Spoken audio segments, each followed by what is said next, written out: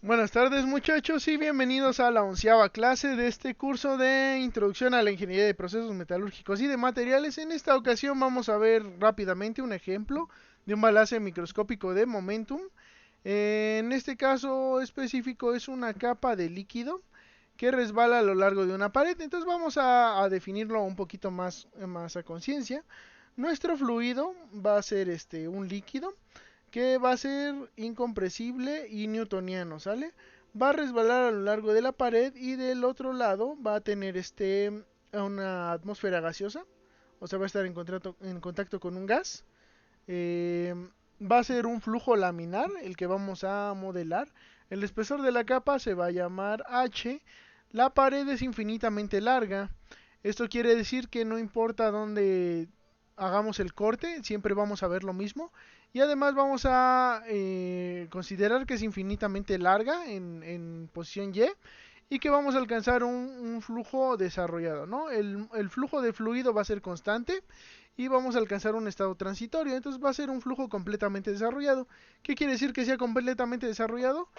Que no vamos a tener en cuenta las diferencias que pudiera llegar a tener en la parte de arriba o en la parte de abajo. En la parte de abajo, cuando choca con el suelo, sufre un cierto efecto, el patrón de flujo. En la parte de arriba, antes de que se desarrolle, eh, va cambiando el patrón de flujo. Llega un momento en que se estabiliza, en que se va a ver igual, ya sea el corte vertical o el corte horizontal.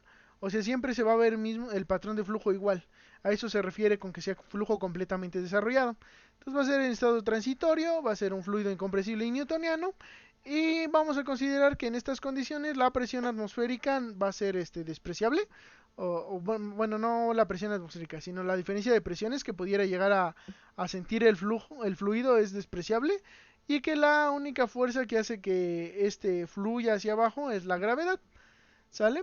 Entonces ya una vez descrito lo que es nuestro modelo, podemos empezar con el planteamiento del modelo matemático, comenzando con las suposiciones. Entonces, bueno, las suposiciones nos acercan o nos alejan a la realidad. En este caso, nosotros ya describimos un proceso muy particular. Entonces vamos a hacer las suposiciones que sean pertinentes. Vamos a empezar diciendo que las coordenadas van a ser cartesianas. Ajá. Entonces va a ser prácticamente un flujo cuadrado, por así decirlo, a lo largo de la pared. Vamos a considerar que el flujo es en una sola dirección, en dirección Y, únicamente en la dirección en la que la gravedad lo va a afectar. Va a ser un fluido incompresible, eso quiere decir que la densidad es constante. Va a ser un fluido newtoniano, que quiere decir que la viscosidad es constante. Vamos a trabajar en estado estacionario porque dijimos que el flujo estaba completamente desarrollado. Eso quiere decir que no va a cambiar con el tiempo. Va a ser un flujo laminar, por lo que las ecuaciones que vamos a considerar únicamente es ecuación de continuidad y ecuación de Navier-Stokes. Vamos a decir que no existe diferencia de presión apreciable en el sistema, o sea que no la vamos a considerar. Se considera el efecto de la gravedad, que va a ser la fuerza motriz, y hay simetría en dirección Z. Esto quiere decir que el perfil, no importa dónde corte en la pared, siempre va a ser el mismo, ¿sale? Entonces estas van a ser las suposiciones con las que vamos a trabajar. Entonces una vez dichas las suposiciones, se comienza a trabajar con las ecuaciones gobernantes. En nuestro caso particular vamos a trabajar ecuación de continuidad y ecuación de Navier-Stokes. Si se acuerdan, la ecuación de continuidad para un fluido incompresible en estado estacionario es esta, ¿no? Que es que la divergencia de la velocidad va a ser igual con cero. Una vez tenida esta ecuación gobernante, nosotros la vamos a simplificar aplicándole las suposiciones a la misma. En nuestro caso en particular, nuestro flujo es únicamente en dirección Y. Entonces eso quiere decir que la velocidad en X es cero y la velocidad en Z es cero. Por lo tanto, la derivada de cero con respecto a X pues es cero, la derivada de cero con respecto a Z es cero también. Entonces, la derivada de la velocidad en Y con respecto a Y va a ser igual a cero. O lo que es lo mismo, el flujo másico que entra es igual al flujo másico que sale en Y, ¿no? Se tiene que cumplir esa parte. Bueno, una vez cumplido nuestra ecuación de continuidad, vamos a usar la ecuación de Navier-Stokes. Entonces, en este caso en particular, vamos a usar la ecuación de Navier-Stokes en dirección Y, en coordenadas cartesianas y para un fluido incompresible y newtoniano. ¿Sale? Entonces, siendo un fluido incompresible y newtoniano, esta es nuestra ecuación. Ahora la vamos a empezar a simplificar eh, considerando las suposiciones que tenemos. Para empezar, estamos en estado estacionario, por lo tanto podemos eliminar este término de aquí, que es la acumulación. Llegamos a esta ecuación, ¿sale?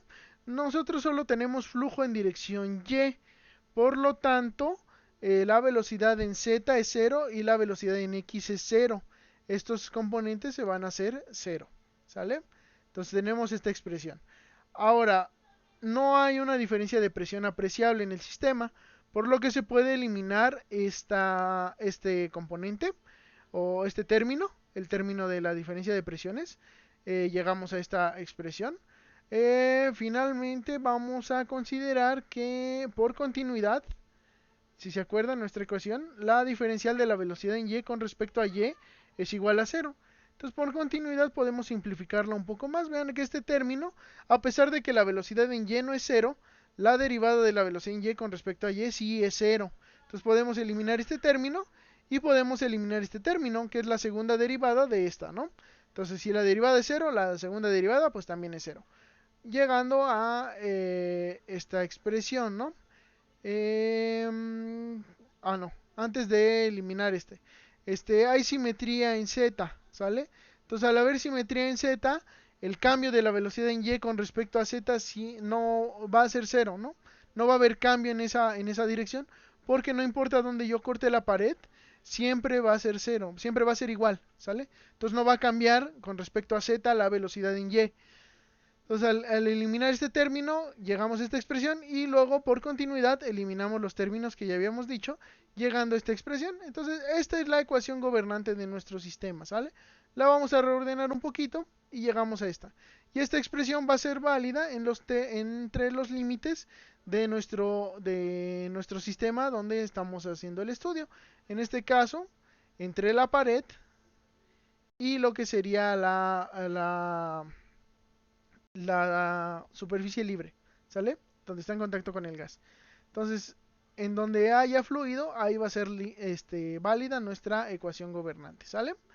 Entonces, ya que tenemos nuestras ecuaciones gobernantes, que esta de aquí, pasa a ser una derivada, eh, tradicional o una derivada total, dado que deja de ser parcial porque ya únicamente depende de la posición en X, la velocidad en Y, ¿sale?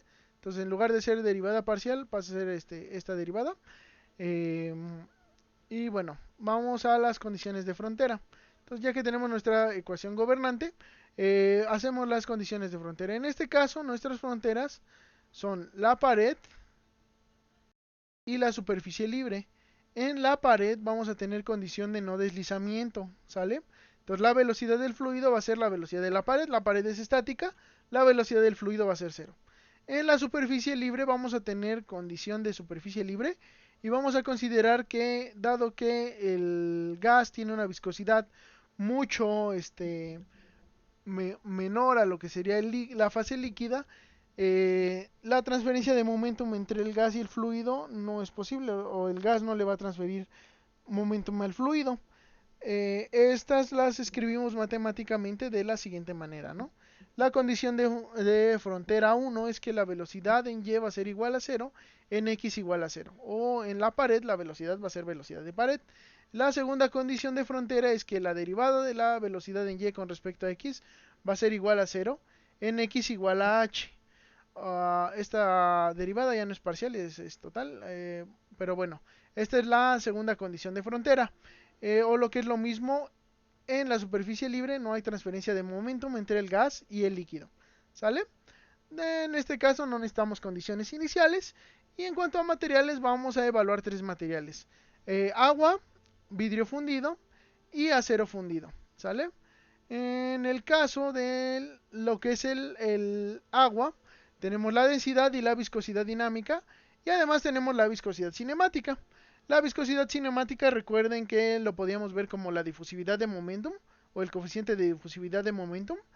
Y bueno, en este caso es 1 por 10 a la menos 6, que es la viscosidad dinámica entre la densidad. Tenemos vidrio fundido que tiene una densidad de 3000. tiene una viscosidad mucho mayor a la del agua y por lo tanto su viscosidad cinemática también es mucho mayor a la del agua. Y finalmente tenemos el acero fundido, que tiene una viscosidad, una densidad mayor a la del agua, una viscosidad dinámica también mayor a la del agua, pero la viscosidad cinemática es muy similar. En este caso es 1 por 10 a la menos 6, en este caso es 0.92 por 10 a la menos 6, ¿sale? Entonces, bueno, estos son los materiales que vamos a trabajar en este caso. Bueno, en nuestra metodología de solución es resolver esta ecuación diferencial mediante separación de variables, ¿sale? Entonces, lo primero que vamos a considerar es que la viscosidad es constante, por lo tanto la podemos pasar del lado derecho de la ecuación. Y bueno, podemos reescribir esta segunda derivada como la derivada con respecto a x de la derivada de la velocidad con respecto a x. Separamos variables, en la integral de esta diferencial, pues nos da esta diferencial. La otra, ni la densidad, ni la gravedad, ni la viscosidad dependen de x. Por lo tanto, la integral de x es x más una constante de integración. Bueno, tenemos esta expresión de aquí. Entonces revisamos nuestras condiciones de frontera para ver si podemos sustituir una llegada a este punto. En este caso sí, porque conocemos cuánto vale la diferencial en un punto del sistema. Si no conociéramos cuánto vale la diferencial, si solo tuviéramos condiciones de frontera de tipo Dirichlet, tendríamos que integrar nuevamente y tendríamos dos constantes de integración. Antes de poder obtener los valores de las constantes.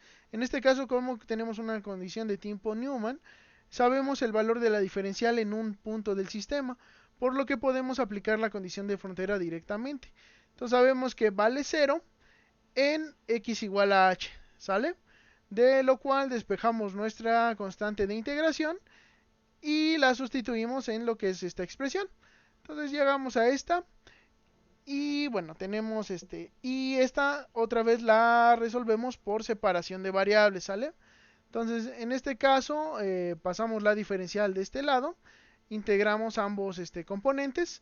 Entonces, en este caso es x, en este caso es x más x cuadrado sobre 2, porque es x de x, y le sumamos la constante de integración, y la integral de la diferencial de la velocidad, pues es la velocidad, ¿sale?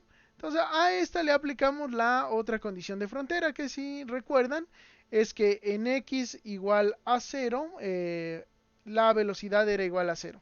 ¿Sale? Entonces sustituimos y obtenemos que nuestra segunda constante de integración es 0. Por lo que obtenemos la siguiente expresión. ¿Sale? La trabajamos un poquito, asociamos algunos términos y llegamos a que la velocidad en y, que ahora es una función de x, es igual a la densidad por la gravedad sobre 2 veces la viscosidad multiplicado por 2 veces el espesor de capa por x menos el valor de x cuadrado, ¿no? Que es la posición en el eje x que vaya a tener nuestra capa, ¿no? Ahora vamos a trabajar adicionalmente para obtener la velocidad máxima y la velocidad mínima. En el caso de la velocidad máxima y la velocidad promedio, ¿sale? Además, además del flujo másico a partir de esta expresión. Entonces, primeramente la velocidad máxima. En nuestro caso, la velocidad máxima se da cuando la derivada de la velocidad con respecto a x valga 0. Y eh, bueno, de una manera, eh, ¿cómo decirlo? Bueno, una condición de frontera justamente nos dice que la derivada de la velocidad en x con respecto a x es igual a 0 justamente en la interfase entre el líquido y lo que es la fase gaseosa, ¿no? Entonces, bueno, podemos sustituir directamente el valor de h en esta expresión y de esa manera obtenemos la velocidad máxima porque ya teníamos una condición de frontera que nos decía que en ese punto la diferencial es 0, ¿sale? Entonces, bueno, sustituimos y llegamos a que la velocidad máxima va a ser la densidad por la gravedad por el espesor de capa al cuadrado entre 2 veces la viscosidad. Para obtener la velocidad media podemos usar el teorema del valor medio, que es que la integral de 0 a h de la función de la velocidad diferencial de x entre la integral de 0 a h de la diferencial de x va a ser igual a la velocidad promedio, ¿sale? Entonces, bueno, integramos nuestra función Y llegamos a la siguiente expresión de lo que es la velocidad promedio, que es que la densidad por la gravedad por la altura al cuadrado, por el espesor de capa al cuadrado, entre 3 veces la viscosidad va a ser igual a la velocidad promedio, ¿sale? Y bueno, para calcular el flujo másico podemos usar la siguiente expresión, que es que la densidad por el área transversal por la velocidad promedio en Y es igual al flujo másico. En nuestro caso el área transversal pues es el espesor de capa, ¿no? Multiplicado por 1 porque es infinitamente larga. Entonces podemos considerar que en cuanto a longitud es igual a 1 y de este lado el área transversal va a ser solo h por 1, ¿sale? Entonces, bueno, obtenemos la expresión que nos describe la velocidad promedio, el flujo másico, como la densidad al cuadrado por la gravedad por la altura, entre 3 veces la viscosidad, ¿sale? Bueno, ya que tenemos esas expresiones, vamos a calcular el número de Reynolds, considerando que para nosotros, o bueno, que tenemos que trabajar dentro de los límites de flujo laminar. Entonces, nuestro número de Reynolds para este sistema es la densidad por la velocidad promedio por 4 veces el espesor de la capa entre la viscosidad. Este 4 veces espesor de capa viene de la expresión del diámetro hidráulico. En la clase pasada, en la clase 7, vimos un poquito de lo que era el diámetro hidráulico. Entonces, a partir de eso, calculamos que la longitud característica del sistema es 4 veces el espesor de la capa. Bueno, en este caso, en el caso de una capa que cae verticalmente, los límites para flujo laminar y flujo turbulento son 20 y 2000. Cuando el número de Reynolds permanece menor a 20, menor o igual a 20, estamos hablando de un flujo laminar. Entre 20 y 2000 estamos hablando de un régimen de transición, que quiere decir que se empiezan a formar olas en lo que es la superficie. Y es completamente turbulento a números de Reynolds mayores a 2000, ¿sale? Ahora vamos a los resultados. Entonces vamos a calcular para un Reynolds de 20, un número de Reynolds de 20, el espesor de capa, el perfil de velocidad con al menos 10 puntos, la velocidad máxima de la capa y la velocidad media de la capa. Y el flujo, la velocidad media de la capa y el flujo másico de la capa para agua, ¿sale? Y luego lo voy a comparar un poquito con lo que sería a las otros dos materiales, acero fundido y vidrio fundido, ¿sale? Entonces, bueno, primero calculamos el espesor de la capa. Para calcular el espesor de la capa hay que usar la expresión del número de Reynolds y la expresión de la velocidad promedio, ¿sale? Entonces sustituyen la expresión de la velocidad promedio en la expresión del número de Reynolds. Conocen la densidad, conocen la viscosidad y van a conocer lo que es la velocidad, la aceleración de la gravedad. Entonces de ahí, como el número de Reynolds está fijo en 20, pueden despejar el valor de h. Y de esta manera obtienen el espesor de la capa que cae, ¿sale? Bueno, una vez obtenido el espesor de la capa que cae, está mal, lo voy a corregir en el archivo PDF. Lo que pasa es que lo tenía para otras condiciones. Pero bueno, obtienen así el espesor de capa. Luego, una vez obtenido el espesor de la capa que cae, sustituyen en distintos tiempos del sistema la posición en X en la expresión de la velocidad, ¿sale? Que es esta de aquí arriba. Y bueno, sustituyen el valor de X, este valor ya lo tienen calculado. Entonces sustituyen y van a ir obteniendo el valor de la velocidad en distintos puntos del sistema. Si ven, el valor de la velocidad es 0 en donde está la pared, que era una de las condiciones de frontera, y es negativo en los demás puntos, siendo su valor mínimo o bueno máximo en donde la capa está en la interfase entre el líquido y lo que es la fase gaseosa. Entonces, bueno, sustituyen el valor, es negativo, o sea que la capa va hacia abajo. Entonces, de esa manera grafican el perfil de velocidad, que en este caso es para el agua en dirección Y, ¿sale? Entonces obtienen el perfil de velocidad.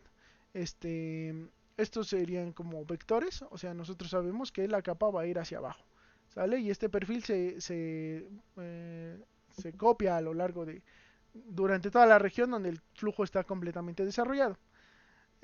Bueno, Después calculamos la velocidad máxima del sistema, otra vez sustituimos los valores, sustituimos en la velocidad promedio y sustituimos en la expresión del flujo másico, ¿sale? Entonces así ya obtendríamos todos los datos para el agua. Bueno, ahora vamos a comparar lo que es el perfil para el agua y para el acero para un número de Reynolds igual a 20. Entonces vean que son muy similares. ¿Por qué son muy similares? Porque su viscosidad cinemática es muy similar. Por lo tanto, se van a mover de manera similar. ¿Sale? Bajo una misma fuerza. Entonces, en este caso, un acero fundido se va a mover muy similar a lo que sería el agua. Esto es lo que permite que hagamos modelos físicos con agua simulando lo que es el acero y que podemos extrapolarlos a lo que es un sistema real, los resultados que obtengamos en un modelo físico. Y vamos a comparar lo que es el perfil de agua con el vidrio para estas mismas condiciones. ¿Sale? Número de Reynolds igual a 20. Entonces vean que para un número de Reynolds igual a 20, el vidrio tiene una capa mucho más ancha y además alcanza velocidades mayores. Esto es principalmente porque su viscosidad es mucho mayor a la del agua. Y si se acuerdan, la viscosidad es una propiedad que nos dice que tan bueno es un material para transferir momentum. En este caso lo que nos dice es que el vidrio requiere mayores esfuerzos para moverse y por lo tanto va a requerir mayor cantidad de fuerza o mayores velocidades para poder presentar turbulencias, ¿sale? Para cambiar de régimen. Eso viene en el número de Reynolds, ¿no? Que es fuerzas inerciales entre fuerzas viscosas. Entonces las fuerzas inerciales tienen que ser mucho mayores porque la viscosidad es muy grande. Entonces para alcanzar el régimen turbulento requieres mayores velocidades. Por lo tanto, nos permite que un vidrio se comporte de manera laminar durante mayores fuerzas, ¿sale? Entonces vean que aquí el agua pues es esta regioncita de aquí, el vidrio es esta región de acá, el perfil tiene la misma forma, es parabólica, pero pues sí, el agua es mucho más pequeño. Bueno, con esto terminamos el ejemplo de la capa que cae. A lo largo de la semana voy a trabajar el otro ejemplo, el ejemplo del alambre que arrastra un fluido en un tubo. Ese es un poquito más interesante, este es como una aproximación para que vean cómo se trabaja. Bueno, no una aproximación, es un ejemplo para que vean cómo se trabaja un problema de balance de momentum de manera microscópica. Voy a corregir el texto porque tiene un par de errorcitos, lo voy a volver a subir a la Meet, ya corregido, ¿sale? Entonces, bueno, se los dejo y nos vemos pronto. Un saludo a todos, muchachos.